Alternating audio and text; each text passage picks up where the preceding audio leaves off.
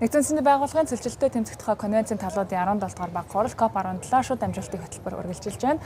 Манай студид Цахим хөгжлийн инновац харилцаа холбооны сайд 8 хүрэлцэн ирээд байна. Сайн байна уу та? Сайн байна уу. Цаг гарган хүрэлцэн ирсэн маш их баярлалаа. Баярлалаа. Тэгэхээр яг энэ COP17 газрын доройтол цөлжилтөд ярьж явах энэ үйл явцад инновац технологийн асуудлуудыг бас бид нар маш их чухалчилж авч үзэж байна.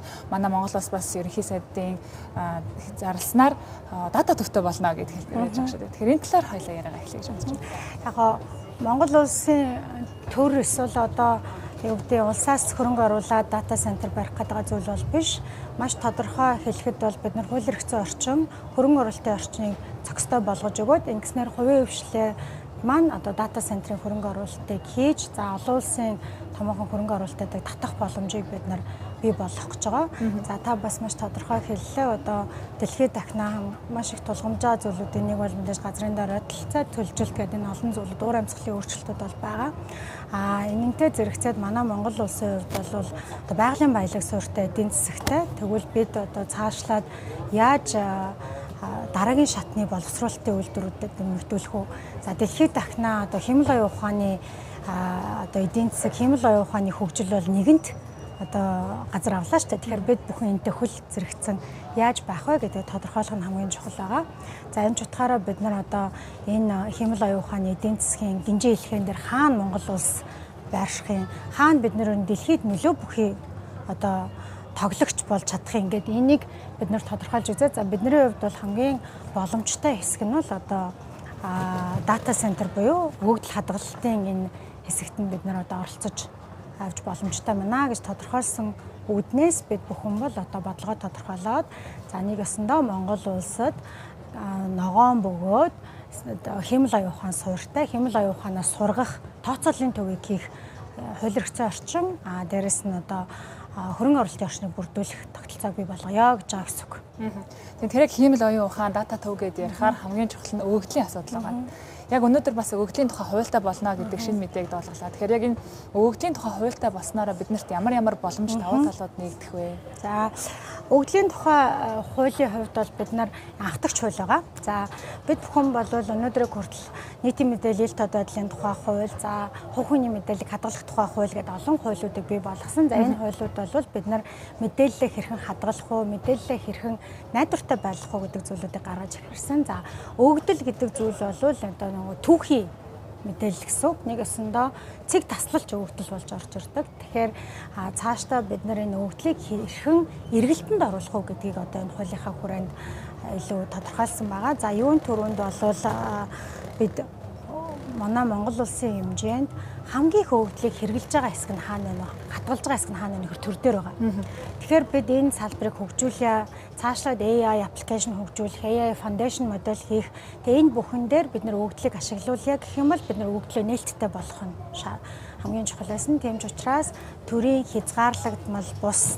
За дээрэс нь одоо хаалттай мэдээлэлээс бус мэдээллийг нээлттэй болгоё гэдэг ийм гол зохицуулт орж ирж байгаа. За хоёр дахь зохицуулт нь орж ирж байгаа гэхээр төрд байгаа түрүүний хэлсэн хязгаарлагдмал бус датануудыг хувийн хвшлийн дата центрүүд дээр хэрхэн хадгалуулах вэ? Тэр дундаа Монгол хувийн хвшлийн дата центрүүд дээр хэрхэн хадгалуулах вэ гэдэг энэ зохицуулт орж ирж байгаа.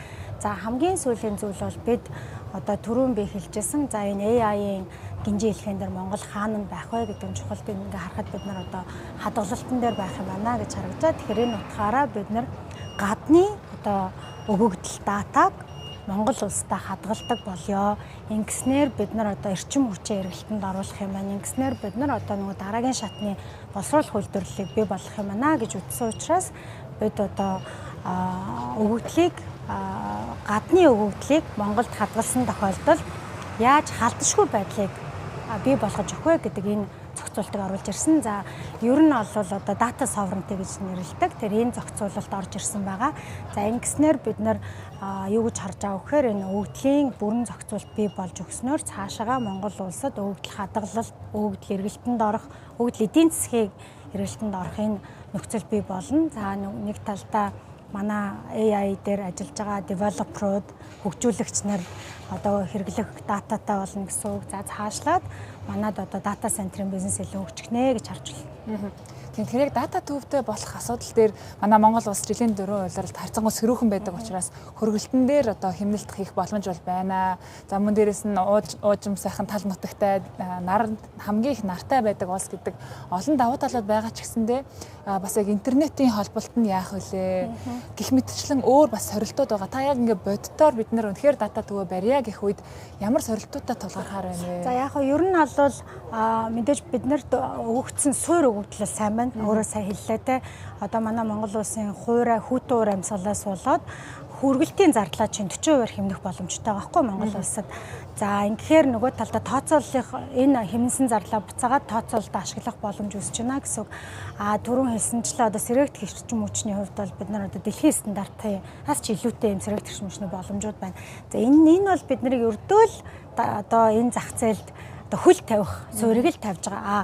Үнэхээр одоо дэлхийдээ өрсөлдөөд олон улсын томоохон Amazon байд юм уу те XAI, за одоо OpenAI ч гэх мэт энэ том хэрэглэгч нарыг Монголдо авчираад датаг нь хадгалуулад AI-ийн сургахын кампусыг бий болгоё гэх юм бол бид нар энэс илүү зүйлийг санал болгох хэрэгтэй.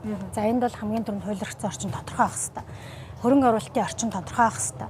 Олон төрлийн татварын одоо давуу талуудыг бий болгох хэрэгтэй. За ингэхээр бид нар одоо эдийн засгийн эрхчлөөний тухай хууль, за сая сүүлд орсон татварын нэмэлт хуулиудаараа мөн үүнээс гадна одоо өргөн барьсан байгаа өвдлийн тухай хуулиудаараа энэ бүх зүйлүүдээр бол бид нар одоо хууль эрх зүйн орчныг тодорхой болгож байна те. За түрүүний хэлсэн хэрвээ одоо гадны дата Монгол улсад хадгалагдсан тохиолдолд Монгол улс одоо энэ өгөгдөлт нь халтахгүй байх, найдвартай байлгах энэ зүйлүүдийг бий болгож байгаа. За нөгөө талдаа та өөрөө бас түр аюул тодорхой асуулт асууж байна. Connectivity буюу сүлжээний асуудал байгаа. За сүлжээний асуудал дээр бол бидний гарц, Орос, Хятад гэсэн гарц байгаа тий. За нөгөө талдаа бас хүмүүс энэ хоёр хөршөөс маань зарим тохиолдолд үнэхээр өгөгдөл нь хамгаалтанд байж чадахгүй гэдэг дээр асууж байна. Гэх мэтлэн зүйлүүдээр бол бид нар маш одоо ойлгомжтой шийдвүүдийг гаргах шаардлагатай байгаа. За энэ дээр бол бид нар одоо жишээ нь сүлжээн дээр бол нэмэлт гарцуудыг бий болгох гэж байна. Дан ганц 2 гарц биш 3-4 гарцтай байж найдвартай болно. За нөгөө талдаа мэдээж одоо сансрын технологи бол маш сайн хөгжиж байна. Сансрын технологиг ашиглаад бид нар одоо яаж сүлжээ болгож ашиглах уу гэдэг дээр нээлттэй болж эхэлж байна. Өөртөө байгаа давуу дутагдaltaй талаа бид нар давуу тал болох талаас нь одоо бодлого тодорхойлж байна. За хамгийн том бөгөөд чухал зүйл бол дэлхийд дахина яг өнөөдөр яагаад бид нарт өрсөлдөх боломж үүсгэж байгаа гэхээр дэлхийд дахина эрчим хүчний төвийн шугамд холбогдоход дунджаар 3-7 жил хүлээгдээд байгаа байхгүй юу? Одоо ийм учраас улс орон болгон дата центрыг бас барьж чадахгүй байгаад байна. Тэгвэл бид яаж нөхөр төвийн шугамдаа холбохгүйгээр өөртөө байгаа энэ сэргээгдэхин нөөц нэмэх нь одоо бас манай дээр байгаа нөөц чинь эрчим хүчний нүүрсэн шүү дээ. Эрчим хүчнийхаа нүүрсний нөөцийг ашиглаад бие даасан цахилгаан эрчим хүч бий болгоод за ингээд дата центрээ одоо эрчим хүчээр хангаж чадаад энүүнийгээ бид нар 24 сарын дотор нийлүүлж чадах юм бол өнөөдөр бид нар олон улсад сонирхолтой өрсөлдөх зах зээл болж байна. Тэгэхээр бид нар яг энэ саналыг бол тодорхойлж гаргаад бид нар санал тавьж байгаа. За бид нар өнөөдөр коптер жишээ нь 10 гаруй MOU зурж байна. Энэ дээр 2 нь бол сэргээгт эрчим хүч ашиглан эрчим хүчийг 24 сарын дотор бэлэн байлгах ийм одоо infrastructural partner гэж нэрлэдэг, industrial partner гэж нэрлэдэг ийм одоо эрчим хүчний хамтын ажиллагааны гэрээ зурагдж байна. Одоо том Envision, Nova гэдэг Сингапурын компаниуд орж ирж байна. Энэ бол бид нар юу хэлж байгаа нөхөр манай дата центрээ барих гэсэн одоо компани байгууллагуудад манай улс эрчим хүчээ 24 сарын дотор төвийн шугамаас үл хамааралтайгаар нийлүүлэх боломжийг бий болгож байгаа гэсэн үг. Энэ бол хамгийн чухал зүйл байна. Тийм би бас яг танаас одоо ингээд хурал эхлээд бид нар 9 дахь өдрөө үргэлжилж байна. Хурлын эхнээс л дата төвтэй байгуулахыг зорилгоо болгоо ажиллаж байгаа шүү дээ. Энэ хугацаанд та маш олон гадны зочид төлөөлөгчтэй уулзж байгаа бах. Ер нь гадны улс орны төлөөлөгчид манай энэ бодлого зорилтыг яаж хүлээж авч ийн хэр одоо нааштай хандлагатай байна вэ? Яг ер нь бол AI за дээрэс нь тэр дундаа одоо хэмэл оюун ухаан дээр суурилсан дата төв за процессингийн өндөр технологийн процессингийн төвүүдийн хувьд бол бүгд шинэ байна. Тэгэхээр бүгдээрээ энэ дээр одоо гарч байгаа эдийн засгийн өгөөжөөс гадна нийгмийн өр өгөөж нь юу юм гэдэг энэ талаасаа бол бүгдээрээ бас ярилцж байна. Гэхдээ манай Монголын санал болгож байгаа энэ одоо нэг бодлогыг бол маш алсын хараатай бөгөөд экосистемээр бүрэн харсан бодлого байна гэж үзэж байгаа. Яа гэхээр бид нар боддоор бие даасан өөрийн гэсэн эрчим хүчний их үүсвэртэй дээрэс нь өгөгдлийн бие даасан байдлыг хадгалсан буюу одоо халдшгүй байдлыг хадгалсан ийм нэг бүтэн шийдэл гаргаж санал болгож байгаа учраас их одоо юутай хүлээж авч байгаа, нааштай хүлээж авч байна. Агтдан коп гэхгүй бид бол энэ нөгөө манай үндсэн яамны манд бодлого бөгөөд засгийн газрын бодлого байгаа. Та бүхэн мэдж байгаа юу гэхээр засгийн газраас ногоон одоо эдийн засгийг хөгжүүлэх, за цаашлаад одоо чөлөөлийн аяны хүрээнд боловсруулах үйлдвэрлэлийн дараагийн шатанд гарах гэдэг энэ зүйлүүдийг илүү тэргүүлэх чиглэл болгож байгаа. Тэгээ энэ дотроо энэ одоо ногоон AI data буюу илүү одоо тооцооллын эдийн засгийг бий болгох энэ чиглэл рүү илүү явж байгаа. Тэгээ хамгийн гол энэ дээр гол зүйл нь юу гэхээр энэ бол өндөр өгөөж бүхий шинэ эдийн засаг байхгүй. За энэ орж ирснээр бид нар одоо ингээд тооцоо хийхэд дунджаар одоо хөрөнгө оруулагчийн өгөөж бол 18 орчим хувь байгаа. За нөгөө талдаа дата төв бол бас эргэн тойрныхоо одоо орон нутагт бас маш өгөөжтэй гэж харж байгаа. Яагаад гэхээр эрчим хүчээ өөрсдөө бий болгож байгаа илүүдл эрчим хүчээ төвийн шугамд нийлүүлнэ. Инхээр энэ буцаад манай одоо эрчим хүчний бий даасан байдал дэмжлэг үзүүлнэ. Нөгөө талдаа энэ дата төвөөс ялгарч байгаа дулааныг бид бүхэн ойр орчмынх нь сум суурин газрыг халааснаар ингээд буцаагаад эн чинь эргэлдэх эдийн засаг бий болоод явах буюу тухайн орчиндөө одоо тата байдлыг бий болгож байгаа ийм зохицуулалттай байгаа. Маш ойлгомжтой тайлбарлаж өгсөн танд баярлалаа. Эцэст нь танаас яг энэ удаа Монгол улсад анх удаа зохион байгуулж байгаа COP17 хурлаас ямар үр дүн, ямар хүлээлттэй байгаа гэдгийг асуумаар байна. Яг мэдээж одоо ер нь бол яг COP17-гийн хувьд бол энэ хөрсний доройтол тэгээд одоо цаашлаад цөлжилтийн асуудлаар хийж байгаа хурал учраас илүү одоо нэг малчид дээрэс нь одоо нүүдлийн соёл иргэншлийн дэс маань байдаг улбаалж гарч ирдэг энэ манай одоо амьдралын ухаан гэж байдаг те одоо энэ чи бүр бит бус өв штэ энэ бит бус өв маань дэлхийн энэ сүлжээнд ороосоо гэж бодож байгаа. Бид нар бол угаасаа соёлтой байгальтайгаа нэг одоо байгальтайгаа уусаж амьдардаг байгалыг өөрийнхөө одоо хүсэлд нийцүүлж өөрчилдөггүй ийм соёлтой хүмүүс. Тэгэхээр энийг бол би илүү дэлхийн түвшинд гараасаа гэж харж байгаа. Зүгээр яг манай салбарын хувьд бол бид бүхэн одоо энэ копи үеэр ирсэн төлөөлөгч нартайгаа илүү одоо бодиттой дараагийн шат руу алхахаар зорж байгаа. За өнөөдөр бид нар ойролцоогоор түрүүн хэлсэнчлэн 10 MOU зурж байна. Энэ MOU-ийн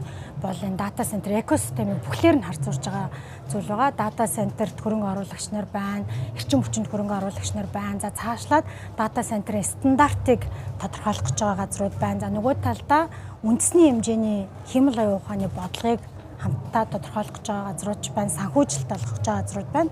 За бид яг өнөөдрийн байдлаар бол 863 мегаватт дата центрийн одоо боломж бүхий гэрээг зурах гэж байна. За энэ MOU-г зурах гэж байна. Энэ MOU зурагцсанаар ууг нь бол ер нь нийт хөрөнгө оруулалт нь 36 орчим тэрбум доллар байгаа. За үүнээс Монголд шууд орж ирэх хөрөнгө оруулалт нь ойролцоогоор 15 орчим тэрбум долларын ийм хөрөнгө оруулалтын боломж бол байгаа. Тэгэхээр энэ бүхэн маань одоо энэ MOU-наас үргэлжлээд илүү одоо хөрөнгө оруулах орчин маань бүрдэж байгаа учраас хөрөнгө оруулагч нар маань илүү хөрөнгө оруулаасаа гэж бол харж байгаа. За цаг гарган ярилцлага гэсэн танд маш их баярлалаа. За баярлалаа.